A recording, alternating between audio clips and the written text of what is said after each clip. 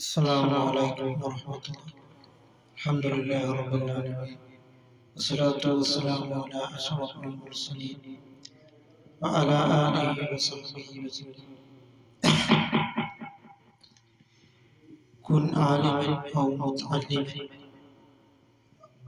أو محبا أو مستمعا فلا تكن خامسا. നീ അഞ്ചാമത്തെ വിഭാഗം ആകരുത് എന്നാണ് സയ്യിദുനാ റസൂൽ കരീം സ്വല്ലല്ലാഹു അലൈഹി വസല്ലം തങ്ങൾ പറഞ്ഞിട്ടുണ്ട്. നീ ഇൽമു തേടുന്നവനാണ്, ആലിമാവും ഔ മുതഅല്ലിമൻ, അല്ലെങ്കിൽ നീ മുതഅല്ലിമാവും, ദീനിനെ ബുദ്ധിമുട്ടി പഠിക്കുന്നവൻ എന്നാണ്. ഔ മുഹിബ്ബൻ, അല്ലെങ്കിൽ നീ ദീനിനെ സ്നേഹിക്കുന്നവനാണ്. അല്ലാഹുവിന്റെ ഔലിയാക്കളെയും ആരിഫീങ്ങളെയും എല്ലാം സ്നേഹിക്കുന്നവനാണ്, ആലിമീങ്ങളെ സ്നേഹിക്കുന്നവരാണ്.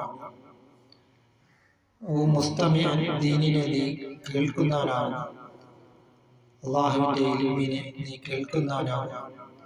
ഫലാ തകുൻ ഖാമിസ, അഞ്ചാമത്തെ വിഭാഗം ആകാതിരിക്കും.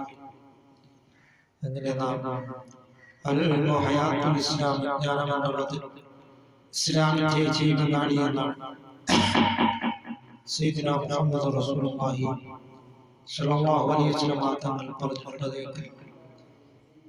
ധാരാളം വിജ്ഞാനങ്ങളെ നാം പഠിക്കുകയും അത് പ്രചരിപ്പിക്കുവാനും നാം ശ്രമിക്കുക.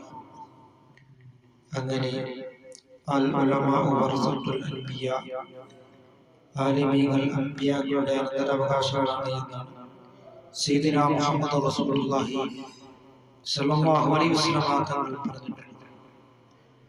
അല്ലാഹു തആല നമുക്ക് നാഫിയായ ഇൽമിനെ അല്ലാഹു തആല പ്രദാനം ചെയ്യുമാറാകട്ടെ.